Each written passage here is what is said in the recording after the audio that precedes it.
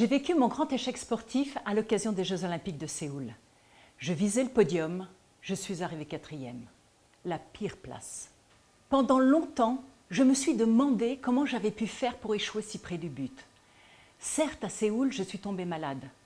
J'ai attrapé une bronchite. Le CEO a refusé que je prenne le seul médicament qui, en 48 heures, pouvait me remettre sur pied. Il est vrai que quelques jours avant, ils avaient destitué Ben Johnson, le grand champion d'athlétisme canadien, pour contrôle positif aux amphétamines. Ma première réaction, me considérer comme une victime de l'injustice d'un système qui ne fait pas la différence entre les athlètes qui se dopent et ceux qui ont juste besoin de se soigner. En quittant Séoul, j'étais pleine de colère et d'amertume. Ces sentiments ne m'ont jamais quittée pendant 10 ans. 10 ans pendant lesquels, à chaque fois que je devais prendre la parole ou que je me sentais déstabilisée, l'atout de Séoul revenait. Un jour, je me suis posé 2 vraies questions de fond. Et si je n'étais pas une victime, mais en partie responsable de mon échec? Et puis, est-ce qu'au-delà de la fatalité de la maladie, j'aurais pu éviter cette bronchite en prenant plus soin de moi? J'ai refait en pensée tout le chemin parcouru jusqu'à ces Jeux.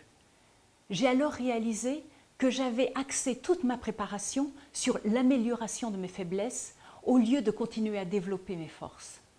Pendant 10 mois, j'avais travaillé ce que je n'aimais pas dans mon sport, la technique, au détriment de l'artistique, qui était mon point fort, mais aussi mon plaisir de nager. Je me rappelle être arrivée très fatiguée à Séoul, moralement et physiquement. Dès les premiers entraînements, quand j'ai vu le niveau technique de mes adversaires, la panique m'a saisie. Mon moral a chuté et c'est là que je suis tombée malade. À ce niveau-là de compétition, si le mental n'y est pas, la défaite est assurée. Cet échec fut l'expérience la plus formatrice de toute ma carrière. J'ai compris que c'est dans la tête que se gagnent les victoires, bien avant d'entrer dans l'action.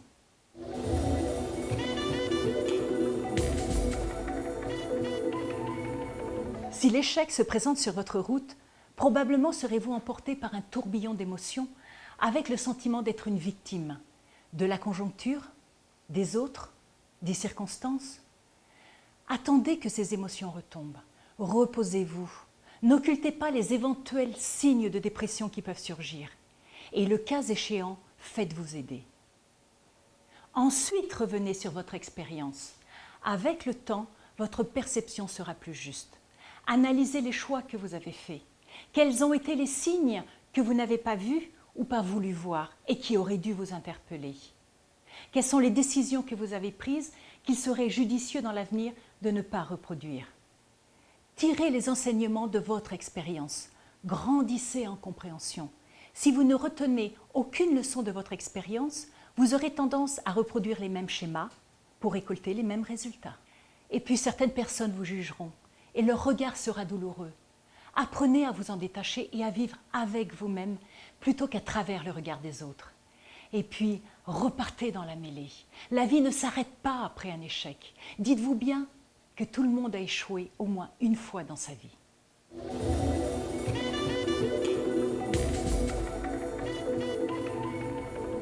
Tout passe. Les grandes victoires comme les grands échecs. Ce qui reste est l'interprétation que nous faisons de nos expériences.